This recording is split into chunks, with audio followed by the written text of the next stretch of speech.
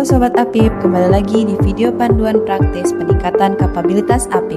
Mari kita lanjutkan pembahasan elemen 5. Elemen 5, budaya dan hubungan organisasi. Apip sudah mengimplementasikan nilai integritas dan etika organisasi dalam pelaksanaan tugas. Hubungan organisasi strategis sesuai mandat pimpinan kementerian atau lembaga atau pemerintah daerah. Koordinasi internal dan eksternal memberikan manfaat terhadap peningkatan kualitas pengawasan untuk perbaikan organisasi. Akses informasi pengawasan terbuka sepenuhnya. Pada elemen ini terdapat 4 topik dan 9 pernyataan. Topik 1. Pembangunan budaya integritas. Budaya integritas sudah melembaga dalam organisasi dan menjadi bagian proses pelaksanaan pengawasan. Mekanisme pengaduan sudah ada dan tersosialisasi kepada stakeholders internal atau eksternal organisasi. Dan terdapat mekanisme untuk memantau dan menindaklanjuti pengaduan. Hal yang harus dipenuhi adalah pernyataan pertama, internalisasi nilai integritas dan penerapan etika organisasi. Nilai integritas dan etika organisasi telah diterapkan dalam proses kerja pengawasan dan kehidupan organisasi. Pelanggaran telah diberi sanksi sesuai aturan. Untuk mencapai level ini, Apip secara kumulatif memenuhi persyaratan sebagai berikut. Budaya integritas dan etika organisasi telah terinternalisasi dilihat dari observasi perilaku dan kegiatan atau forum yang diadakan oleh organisasi berkaitan dengan internalisasi budaya, integritas, dan etika organisasi. Budaya integritas dan etika organisasi telah menjadi bagian dari proses bisnis Apip. Terdapat kebijakan atau regulasi berupa SOP atau pedoman atau kode etik. Jika ditemukan pelanggaran atas integritas dan etika organisasi, Apip telah melakukan tindak lanjut hingga memberikan sanksi kepada pelanggar sesuai dengan mekanisme dan regulasi yang berlaku. Pernyataan kedua, mekanisme dan saluran pengaduan. Mekanisme dan saluran pengaduan sudah tersosialisasi dan dimanfaatkan oleh stakeholders internal dan eksternal, serta telah dievaluasi secara berkala. Pengaduan dimonitor secara rutin dan pelanggaran ditindak sesuai aturan. Pada tahap ini, Apip telah memiliki atau melaksanakan 4 kondisi secara kumulatif, yaitu mekanisme dan saluran pengaduan atau WBS yang tersosialisasikan atau diinformasikan kepada stakeholders internal dan eksternal, organisasi, KL atau kementerian, lembaga, atau daerah di mana Apip berada. Atas saluran pengaduan tersebut, Apip telah melakukan monitoring aduan yang masuk atau diterima secara rutin, sekurang-kurangnya 3 bulan sekali, dan melakukan identifikasi apakah aduan-aduan tersebut telah ditindaklanjuti, tertangani, atau terkonfirmasi, atau tidak ditindaklanjuti. Atas aduan-aduan yang ditindaklanjuti dan terbukti, Apip telah memberikan sanksi sesuai dengan aturan terhadap SDM Apip yang terbukti melanggar integritas dan etika organisasi. Apip telah melakukan evaluasi atas implementasi berkaitan dengan pengaduan atau WBS. Topik kedua, kualitas komunikasi Apip. Pimpinan kementerian atau lembaga atau pemerintah daerah berkomitmen penuh dan aktif mendukung peningkatan kapabilitas Apip. Komunikasi egaliter atau vertikal dan horizontal, internal Apip ditunjuk untuk perbaikan kinerja. Apip konsisten dilibatkan dalam forum komunikasi manajemen, dokumentasi komunikasi Apip baik dan terdapat rencana tindak lanjut oleh manajemen. Hal yang harus dipenuhi adalah pernyataan pertama, pemantauan dan pemberian arahan atas peningkatan kapabilitas Apip.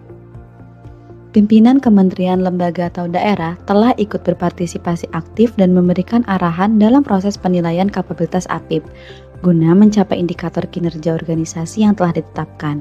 Arahan yang diberikan telah menyasar seluruh anggota organisasi untuk mensukseskan penilaian kapabilitas Apip. Pernyataan kedua, kualitas komunikasi internal. Komunikasi berjalan 2 arah dan koordinasi antar pegawai atau antar subunit atau horizontal dan pegawai pimpinan Apip atau vertikal sudah berjalan secara egaliter atau setara. Informasi antar unit digunakan untuk koordinasi dan kolaborasi menyusun perencanaan dan memperbaiki manajemen pengawasan. Untuk mencapai kondisi pada level 3, Apip harus memenuhi seluruh kriteria di bawah ini secara kumulatif sebagai berikut. Komunikasi vertikal dan horizontal telah bersifat 2 arah dan egaliter atau setara. di mana pendapat pegawai APIP menjadi input informasi bagi pimpinan APIP untuk melakukan koordinasi dan perbaikan manajemen pengawasan. Terdapat media dan pelaksanaan koordinasi antar subunit APIP yang digunakan untuk perencanaan dan perbaikan manajemen pengawasan, bisa dalam bentuk rapat atau ekspos internal, briefing penugasan, dan lainnya. Pernyataan ketiga, kualitas komunikasi APIP dengan manajemen. APIP konsisten dilibatkan pada rapat manajemen dan berperan sebagai rekan diskusi teknis bidang kepatuhan, resiko, dan perbaikan kinerja atau strategic partner lini kedua, dengan komunikasi dan hasil yang terdokumentasi dengan baik. APIP diikutsertakan dalam forum-forum kementerian, lembaga atau daerah. Contohnya, APIP diundang dalam forum yang membahas penyelesaian permasalahan yang dihadapi organisasi atau dalam forum yang membahas rencana pengembangan kinerja organisasi. APIP memberikan pandangan atau saran perbaikan untuk menyelesaikan permasalahan dan terdokumentasi dengan baik untuk dilakukan pemantauan tindak lanjut atau AOI. Topik ketiga, koordinasi pengawasan dengan pihak eksternal. Koordinasi rutin dengan pemeriksa atau APIP lain dan APIP rutin melakukan sinergi dalam perencanaan pengawasan. Pernyataan pertama, intensitas koordinasi dan pertukaran data informasi. APIP secara rutin berkoordinasi dengan APIP atau pemeriksa lain dan mulai memiliki sistem atau pedoman bagi berbagai data yang jelas. Koordinasi dilakukan secara terencana dan berkala. Koordinasi sudah menghasilkan sinergi dalam rencana pengawasan, dibuktikan dengan desain pengawasan atau perencanaan pengawasan yang menunjukkan adanya hipotesis yang memerlukan penyimpulan atau langkah kerja yang membutuhkan data dan informasi dari APIP lain atau pemeriksa. Sudah ada SOP terkait sharing data dan informasi. Jika diperlukan, sharing data dan informasi mencakup pengaturan hal-hal yang boleh atau tidak boleh dipublikasikan atau disalahgunakan sesuai aturan organisasi masing-masing. Pernyataan kedua, sinergi dalam perencanaan. APIP secara rutin berkoordinasi dengan APIP atau pemeriksa lain dalam menyusun perencanaan pengawasan. Ada pembagian area atau lokus untuk menghindari duplikasi dan peningkatan efektivitas audit atau pengawasan. Nilai tambah dari kegiatan koordinasi ditujukan berupa adanya perbaikan prosedur atau efektivitas audit. Dibuktikan dengan adanya input dari hasil koordinasi yang digunakan sebagai salah satu informasi dalam penyusunan desain pengawasan. Forum koordinasi pengawasan tidak lagi bersifat seremonial. Terdapat dokumentasi yang membuktikan bahwa forum koordinasi berdampak pada perencanaan pengawasan. Contoh kasus, Rakorwas APIP dilakukan dengan menyepakati lokus atau area pengawasan serta berbagi informasi awal yang ditunjuk untuk memperkuat rencana pengawasan. Topik keempat, akses terhadap informasi dan sistem informasi. Akses penuh terhadap perolehan informasi, serta tidak ada intervensi, dukungan manajemen terhadap akses informasi telah dijamin dalam mandat. Akses dan dukungan mendorong efektivitas pelaksanaan pengawasan.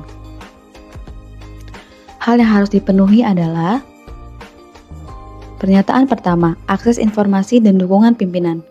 APIP dapat mengakses data dan informasi yang relevan untuk mendukung pengawasan internal tanpa intervensi. Pimpinan kementerian, lembaga, dan daerah aktif menjamin keterbukaan akses informasi bagi APIP. Kondisi yang harus dipenuhi sebagai berikut. APIP, kementerian, lembaga, dan daerah telah memiliki akses memadai terhadap data atau informasi dan dokumen yang relevan untuk pelaksanaan pengawasan intern. Selain itu, APIP juga terbebas dari campur tangan atau pengaruh pihak lain yang dapat menghambat pelaksanaan pengawasan dan mempengaruhi hasil pengawasan. Manajemen telah berkomitmen dan telah dibuktikan melalui tindakan untuk menjamin APIP, kementerian, lembaga, daerah memperoleh akses mendapatkan data atau informasi. Apabila saat melakukan pengawasan intern APIP menghadapi pembatasan akses, APIP, kementerian, lembaga, daerah dapat menyampaikan kepada pimpinan kementerian, lembaga, dan daerah dan mendiskusikan implikasinya. Apabila saat melakukan pengawasan intern APIP menghadapi intervensi, APIP, kementerian, lembaga, dan daerah mendiskusikan implikasinya kepada pimpinan kementerian, lembaga, dan daerah. Pernyataan kedua, nilai tambah terhadap pengawasan intern. Pengawasan intern efektif dan hasil pengawasan berkualitas. Akses penuh atas informasi dan dukungan manajemen yang meningkatkan efektivitas pengawasan dengan ketersediaan data atau informasi secara lengkap atau tidak parsial dan akurat membuat hasil pengawasan relevan, berkualitas, dan tepat waktu. Adanya pemanfaatan sistem informasi terintegrasi dalam pelaksanaan pengawasan dan memberikan dampak berupa nilai tambah pengawasan. Penarikan simpulan hasil pengawasan menggunakan metode analitik yang sumber datanya dari sistem informasi terintegrasi lintas lembaga dan bersifat real-time meskipun masih terbatas. Sekian penjelasan elemen 5. Demikian panduan praktis mengenai peningkatan kapabilitas APIP berdasarkan Perban 6 tahun 2025. APIP yang capable bukan sekedar pengawas. Ia adalah mitra strategis pimpinan dalam mewujudkan tata kelola yang baik, manajemen risiko yang efektif, dan pengendalian intern yang sistematis. Mari kita bersama-sama meningkatkan kapabilitas APIP demi organisasi yang lebih optimal. Sampai jumpa lagi!